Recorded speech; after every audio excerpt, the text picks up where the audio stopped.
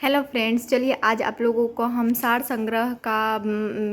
संग्रह में जो एनसीईआरटी का पूरा दिया हुआ है उसमें से आज फिजिक्स का साउंड चैप्टर का कुछ क्वेश्चन आप लोगों के साथ शेयर करते हैं। आप लोगों को बताएं कि इसमें किस तरह का क्वेश्चन दिया हुआ है। आप लोग देखते रहिएगा। चलिए बाय बाय, क्वेश्चन के साथ मिलते हैं।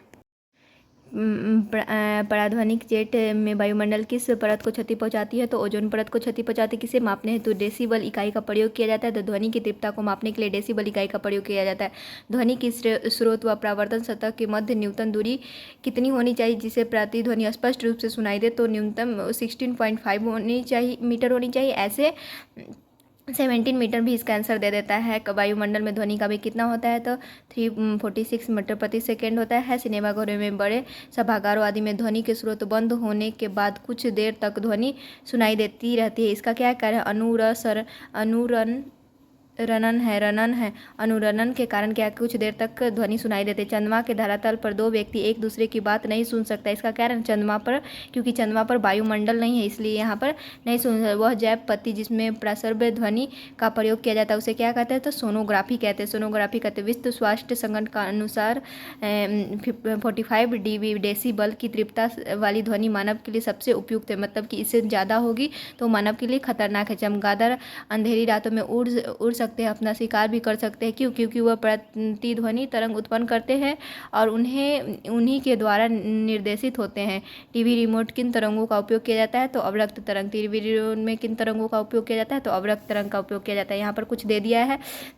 ध्वनि स्रोत और उसकी तीव्रता, मतलब कि साधारण बातचीत करने में हम लोग 30 से 40 डेसिबल का उपयोग कर जाते हैं। तेज़ी से बातचीत करने में 50 से 60। तेज संगीत शोर 80 डेसिबल से अधिक। पेड़ के पत्तों का गिरना 10 से 20 डेसिबल। पुलिस एम्बुलेंस का जो सायरन होता है वो 110 से 120 डेसिबल। जेट बीमा 140 से 150। औद्योगिक संयंत्र कारखाने में 110 से 120 डेसिबल का प्रयोग किया जाता है।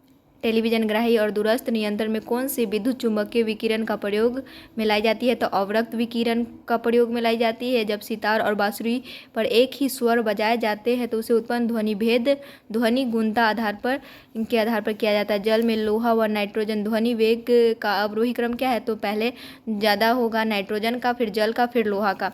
ध्वनि की चाल ठोस माध्यम से सर्वाधिक, द्रव्य माध्यम में उसमें कम और गैस माध्यम में सबसे कम होता है। सबसे ज़्यादा ध्वनि का माध्यम किस में होता है?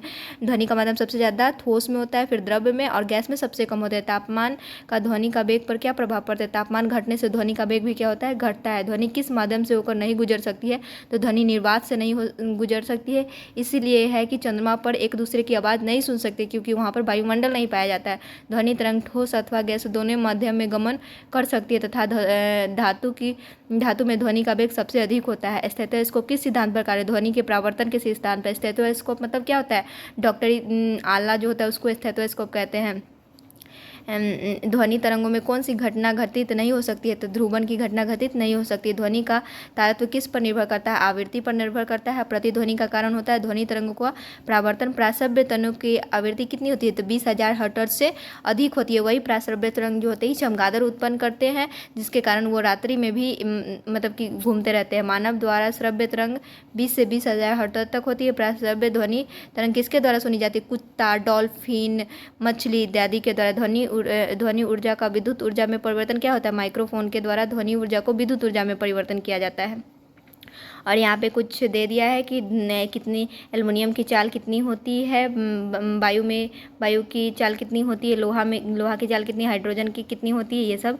ये सब याद करने का है। और सबसे इम्पॉर्टेंट क्वेश्चन है, महिलाओं की आवाज़ पुरुषों की अपेक्षा तीक्ष्ण मतलब कि पतली होती है, क्योंकि महिलाओं का आवाज़ का तारत्व अधिक होता है, इसलिए इसका आवाज़ तीक्ष्ण होता है।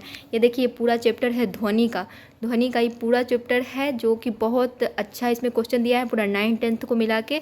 आप लोग भी ज़रूर इसे पढ़िए, इसलिए मैं इसका वीडियो बना दी हूँ। ये बहुत अच्छा क्वेश्चन दिया हुआ है और आप लोग भी इसको ज़रूर से ज़रूर पढ़िए और ज़रूर से ज़रूर इस मतलब कि लाइक और सब्सक्राइब कीजिए, अधिक से अधिक शेयर कीजिए, जो अधिक से अधिक बच्चों के पास जा सके ये टॉपिक, जिसके पास बुक नहीं है। चलिए बाय बाय, आगे मिलते हैं अगले टॉपिक के साथ।